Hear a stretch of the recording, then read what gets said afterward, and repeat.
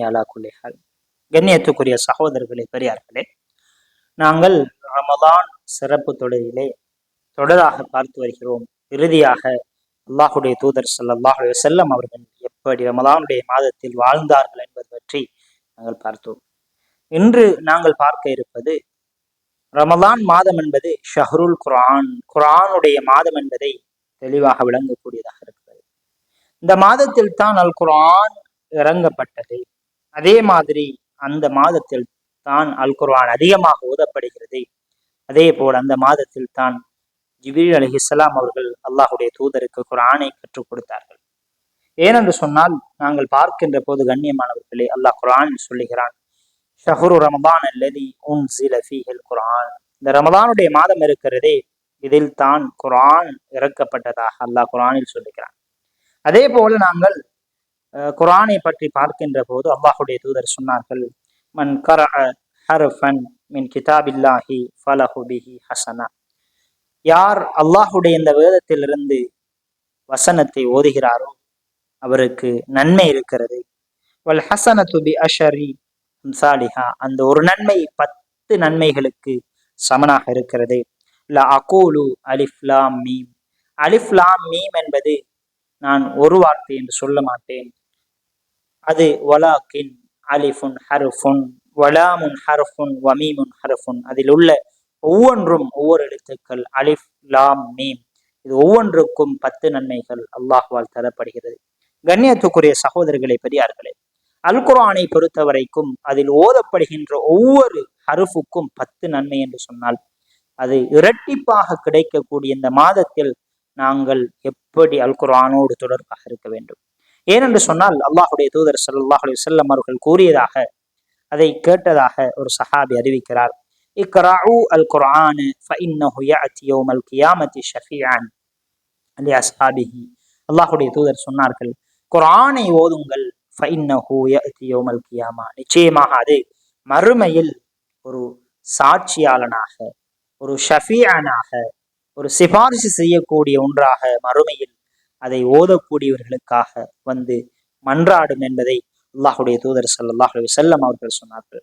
அதே போல கண்ணியத்துக்குரிய சகோதரர்களே, நல்லடியார்கள் இந்த உலகத்தில் வாழக்கூடிய சாலிஹோன்கள் இருக்கிறார்களே, இவர்களுடைய நிலையான பழக்கமாக, அவர்களுடைய தொடரான பழக்கமாக அல் குர்ஆன் ஓதுவது அமைய பெற்றிருக்கும் என்பதை அல்லாஹ் குர்ஆனில் சொல்லுகிறான். ஏனென்று சொன்னால், அல்லாஹ் சொல்லுகிறான், இன்னல்லதீன யத்லூன கிதாபல்லாஹி வ அகாமுஸ் ஸலா வ அன்ஃபிகு மிம்மா ரஸக்னாஹும். அல்லாஹ் இப்படி சில பண்புகளை அல்லாஹ் சொல்லி காட்டுகிறான். அதாவது, எவர்கள் அல்லாஹுடைய வேதத்தை ஓதி தொழுகையை நிலைநாட்டி அல்லாஹ் கொடுத்த ரிஸ்குகளை இந்த உலகத்தில் செலவழிக்கிறார்களோ என்று, அது மறைமுகமாக அல்லது வெளிப்படையாக செலவழிக்கின்றார்களோ என்று அல்லாஹ் இந்த உலகத்தில் நல்லடியார்கள் இருக்கிறார்களே, இவர்கள் எப்படி இருப்பார்கள்? குர்ஆனை ஓதக்கூடியவர்களாக, அதே போல தொழுகையை தொழக்கூடியவர்களாக, ரிஸ்குகளை தனக்கு வழங்கப்பட்ட அந்த சொத்துக்கள் செல்வங்களிலிருந்து செலவு செய்யக்கூடியவர்களாக இருப்பார்கள். அது மறைமுகமாகவோ அல்லது வெளிப்படையாக அவர்கள் செய்வார்கள். இப்படி செய்கின்றவர்களுடைய அந்த வியாபாரம் இருக்கிறது. அல்லாஹ் சொல்லுகிறான், திஜாரத்தன் லன் தபூர். அல்லாஹ் சொல்லுகிறான், என்றும் அழியாத வியாபாரமாக இருக்கிறது. கண்ணியத்துக்குரிய சகோதரர்களே, எனவேதான் குர்ஆன் ஓதுவது இலாபமான வியாபாரம் என்பதை இந்த வசனம் எங்களுக்கு சொல்லி காட்டுகிறது. அது எல்லா காலங்களிலும் ஓதப்பட வேண்டும். எல்லா நாட்களிலும், மாதங்களிலும், எல்லா நோன்பு மாதத்திலும் மகத்தான ஒரு குர்ஆனை ஓதுவது என்பது மகத்தான அமலாக இருக்கிறது. குறிப்பாக அல் குர்ஆன் இறங்கிய மாதமான இந்த ஷஹ்ரு ரமதானில் ஓதுவது என்பது இன்னும் சிறப்புக்குரியதாக இருக்கிறது என்பதை நாங்கள் தெளிவாக விளங்கிக் கொள்ள வேண்டும் கண்ணியமானவர்களே. ஏனென்று சொன்னால், குர்ஆனுடன் எங்களுடைய தொடர்பை ஏற்படுத்தி இருக்க வேண்டும். அப்படி ஏற்படுத்தி இருப்பதற்கான சில காரணங்களை நான் இந்த இடத்தில் சொல்லாமல் நினைக்கிறேன். ஏன் நாங்கள் அல் குர்ஆனோடு தொடர்பாக இருக்க வேண்டும் என்று பார்க்கின்ற போது, முதலாவது நாங்கள் பார்க்க முடியுமாக இருக்கிறது, நிச்சயமாக அல் குர்ஆன் ரமலான் மாதத்தில் தான் இறங்கி எது என்பதை நான் உங்களுக்கு ஏற்கனவே சொல்லிவிட்டேன். இது அல் குர்ஆனை ரமலானில் நாங்கள் அதிகமாக அல் குர்ஆனோடு தொடர்பாக இருப்பதற்கான ஒரு காரணமாக இருக்கிறது. அல்லாஹ் குர்ஆனில் சொல்லுகின்ற போது, இக்ரா பிஸ்மி ரப்பிக்கல்லதி ஹலக் என்று சொல்லக்கூடிய முதலாவது இறக்கப்பட்ட வசனம் இது ஷஹ்ரு ரமலானில் தான் இறக்கப்பட்டதாக முஃபஸ்ஸிரீன்கள் கூறுகிறார்கள் கண்ணியமானவர்களே. அதே போல அல்லாஹ் சொல்லுகின்ற போது இந்த மாதத்தில் தான் குர்ஆனை இறக்கினோம் என்று சொல்கிறான். அதே போல இன்னா அன்ஸல்நாஹு ஃபீ லைலத்தின் முபாரகா, அல்லாஹ் சொல்லுகிறான் இந்த குர்ஆனை நாங்கள் ஒரு பரக்கத் பொருந்திய இரவில் நாங்கள் இறக்கி வைத்தோம் என்று சொல்கிறான். அதே போல இன்னா அன்ஸல்நாஹு ஃபீ லைலத்தில் கத்ர் என்று சொல்கிறான் அல்லாஹ். இந்த லைலத்துல் கத்ர் ரமலானுடைய மாதத்தில் இருக்கின்ற இந்த லைலத்துல் கத்ரில் தான் நாங்கள் குர்ஆனை இறக்கியதாக சொல்கிறான். ஆகவேதான் கண்ணியத்துக்குரிய சகோதரர்களே, நாங்கள் இதையெல்லாம் வைத்து பார்க்கின்ற போது உண்மையில் அல் குர்ஆனோடு ரமதான் மாதத்தில் அதிகமாக நாங்கள் தொடர்பாக இருக்க வேண்டும் என்பதை நாங்கள் புரிந்து கொள்ள முடியும்.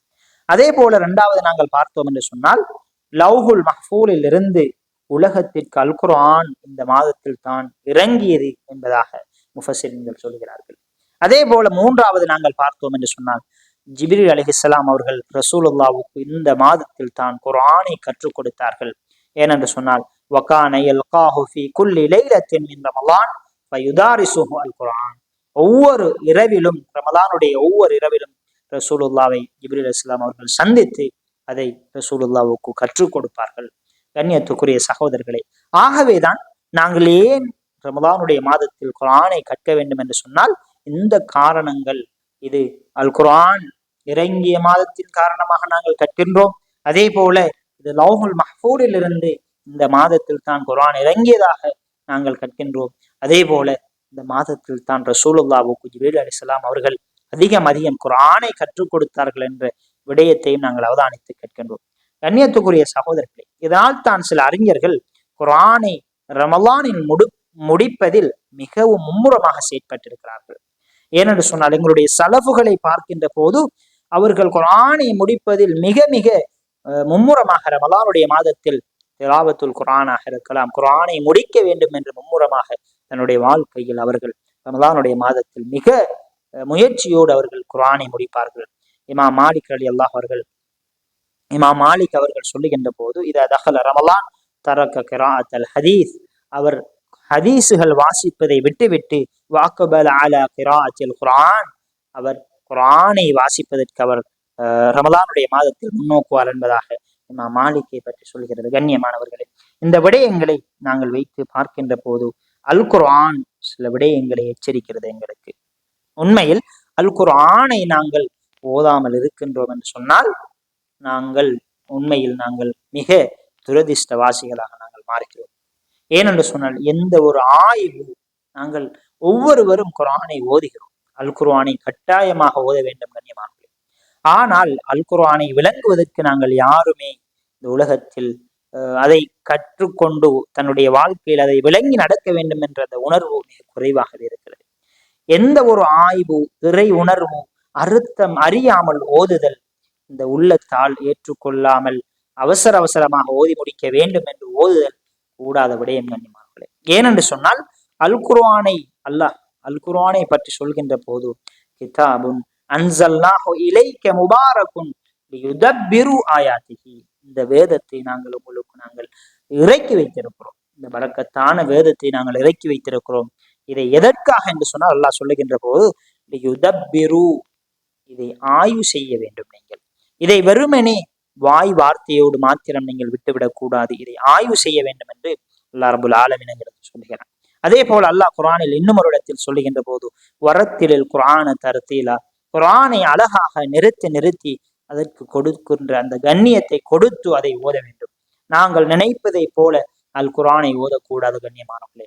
ஆகவேதான் இந்த மாதத்தில் நாங்கள் குர்ஆனை அதிகமாக ஓத வேண்டும். சில முஃமின்கள் குர்ஆனில் இருந்து சில ஜுசுக்களை, சூறாக்களை ஆய்வோடும் சிந்தனையோடும் ஓதுவது குர்ஆனை முடிப்பதை விட சிறந்த ஒரு விடயமாக இருக்கிறது. ஏனென்று சொன்னால் முஅத்தா கிதாபில் பதிவு செய்யப்பட்ட, இமாம் மாலிக்குடைய முஅத்தா கிதாபில் பதிவு செய்யப்பட்ட ஒரு விடயம் இருக்கிறது. அதாவது சூரா பக்கரா, அதில் சூரா பக்கரா மாத்திரம் அதை கற்றுக்கொள்வதற்காக வேண்டி சஹாபாக்கள் ஒவ்வொரு நாளும் அவர்களுக்கு சொல்லிக் கொடுக்கப்படுகின்ற அந்த ஆயத்தை அவர்கள் விளங்காமல், அதை படிக்காமல், அதை கற்றுக்கொள்ளாமல், அதில் உள்ள நுணுக்கங்களை அவர்கள் அறியாமல் அடுத்த வசனங்களை சஹாபாக்கள் கற்க முன்வர மாட்டார்கள் என்பதை நாங்கள் சஹாபாக்களுடைய வரலாற்றில் இருந்து நாங்கள் விளங்கக்கூடியதாக இருக்கிறது. கண்ணியமானவர்களே, உண்மையில் உமர் அலி அல்லாஹ் அவர்களுக்கு அவர்கள் மனனம் செய்ய 1.5 வருடங்கள் மாத்திரமே சென்றது. ஆனால் அதை மனனம் செய்து கற்று அதில் உள்ள சட்டங்களை விளங்கி அதை விளங்கி எடுப்பதற்கு சுமார் 8 வருடங்களுக்கு மேல் உமர் அலி அல்லாஹ் அவர்களுக்கு தேவைப்பட்டது. ஏனென்று சொன்னால் மனனம் செய்வது என்பது இலகு கண்ணியமானவர்களே. ஆனால் அதை நாங்கள் விளங்கிக் கொள்வது என்பது அதை ஒவ்வொரு நாளும் ஒவ்வொரு விதமாக விளங்கிக் கொள்ள முடியும். அல் குர்ஆனை ஆய்வு செய்ய செய்ய புதிய விடயங்கள் தகவல்கள் வந்து கொண்டே இருக்கும் கண்ணியமானவர்களே. ஆகவேதான் நாங்கள் அல் குர்ஆனை வேகமாக ஓதுவதை விட உண்மையில் அந்த குர்ஆனுடைய அர்த்தத்தை விளங்கி ஆய்வோடு ஓதுவது மிக சிறப்புக்குரியதாக எங்களுக்கு அதை வழிகாட்டுகிறார்கள். அதே போல நாங்கள் பார்க்கின்ற போது இரண்டாவது அல்லாஹுவையும் அல்லாஹுவின் கலாமையும் அறிவது ஒவ்வொரு முஸ்லிமின் மீதும் கட்டாய கடமையாக காணப்படுகிறது. அதனது கண்ணியம் பேணப்பட வேண்டும். ஏனென்று சொன்னால் அல்லாஹ் குர்ஆனில் சொல்லுகிறான், லா யமஸ்ஸுஹு இல்லல் முத்தஹ்ஹரூன். இந்த குர்ஆனை சுத்தமானவர்கள் தான் தொட வேண்டும், சுத்தமற்றவர்கள் அசுத்தமானவர்கள் அதை தொட்டுவிடக் கூடாது. ஏனென்று சொன்னால் அது ஒரு கண்ணியமான மகத்துவமான ஒரு அல்லாஹுடைய வார்த்தை என்பதை நாங்கள் விளங்கிக் கொள்ள வேண்டும் கண்ணியத்துக்குரிய சகோதரர்களை. எனவேதான் நாங்கள் குர்ஆனை தொடுவதற்கு முன் வுது செய்திருக்க வேண்டும், குர்ஆனை தொட வேண்டும், வுது செய்ததற்கு பிறகு குர்ஆனை தொட வேண்டும். இது 4 இமாம்களிடத்திலும் அது வாஜிபாகத்தான் காணப்படுகிறது. எனவேதான் எவ்வாறு நாங்கள் பயன்படுத்திவிட்டு அதை தூக்கி வீசுவதற்கு எங்களுக்கு மனசு வருகிறது கண்ணியமானவர்களே. ரமலானுடைய மாதத்தில் நாங்கள் அதை ஓதுகிறோம், அதை வாசிக்கிறோம், அதனின்படி நடக்க வேண்டும் என்று அந்த உணர்வு வருகிறது. ரமலான் முடிந்தால் அதை நாங்கள் ஒரு ஓரத்தில் தூக்கி எறிந்து விடுகிறோம். அது பொழுது படிந்து குர்ஆன் ஒரு ஓரமாக இருக்கிறது. கண்ணியத்துக்குரிய சகோதரர்களே, அப்படி மோசமான வார்த்தைகளை நாங்கள் அப்படி குர்ஆனை நாங்கள் ஒதுக்கக்கூடாத கண்ணியமானவர்களே. அதே போல சிலர்கள் அல் குர்ஆனில் மோசமான வார்த்தைகளை எழுதி வைக்கக்கூடிய சில மனிதர்களை பார்க்க முடியுமாக இருக்கிறது. இதெல்லாம் அல் குர்ஆனுக்கு கொடுக்கக்கூடிய கண்ணியம் இல்லாத கண்ணியமானவர்களே. ஆகவேதான் நாங்கள் குர்ஆனை நாங்கள் சுத்தத்தோடு தொட வேண்டும், அதற்குரிய ஹுர்மத்தை கொடுக்க வேண்டும், அதில் சிறந்த விளக்கங்களை படிக்கக்கூடிய அமைப்பில் குர்ஆனை நாங்கள் விளங்கிக் கொள்ள வேண்டும். கண்ணியத்துக்குரிய சகோதரிகள், அல் குர்ஆன் என்பது ஷஃபீஅன், ஒரு ஒரு சாட்சியாளராக பரிந்துரைக்கக்கூடிய ஒன்றாக மறுமையில் வந்து நிற்கும் என்பதை அல்லாஹ்வுடைய தூதர் ஸல்லல்லாஹு அலைஹி வஸல்லம் அவர்கள் சொல்லியிருக்கிறார்கள். ஆகவேதான் நாங்கள் குர்ஆனுடைய மாதத்தில் இருந்து கொண்டிருக்கிறோம். இந்த மாதத்தில் தான் குர்ஆன் ரசூலுல்லாஹ்வுக்கு கற்றுக் கொடுக்கப்பட்டது, இந்த மாதத்தில் தான் குர்ஆன் இறங்கப்பட்டது என்றெல்லாம் படித்தோம். இந்த நாட்களிலும் நாங்கள் குர்ஆனை புரட்டி பார்க்காமல் எங்களுடைய நேரத்தை, காலத்தை, எங்களுடைய வினாடிகளை கழிக்கின்றோம் என்று சொன்னால் இந்த உலகத்தை விட்டு பிரிகின்ற போது எங்களுடைய நிலை எப்படி இருக்கும்? அல்லாஹ்விடத்தில் அல்லாஹ் பாதுகாக்க வேண்டும். கண்ணியமானவர்களை, குர்ஆனோடு தொடர்பாகவும் குர்ஆனை நாங்கள் நேசிப்போம், குர்ஆனை சுத்தத்தோடு நாங்கள் அணுகுவோம், குர்ஆனை விளங்குவதற்கு முற்படுவோம். நாங்கள் ஓதக்கூடிய ஒவ்வொரு வசனங்களையும் விளங்கி ஓதுவதன் மூலமாக அல்லாஹ்வுடைய உள்ளுணர்வை பெறக்கூடிய சந்தர்ப்பத்தை ரமலானுடைய மாதம் எங்களுக்கு வழங்க வேண்டும் என்ற அந்த விடயத்தை கோரி விடைபெறுகிறேன். வாஹிரதா.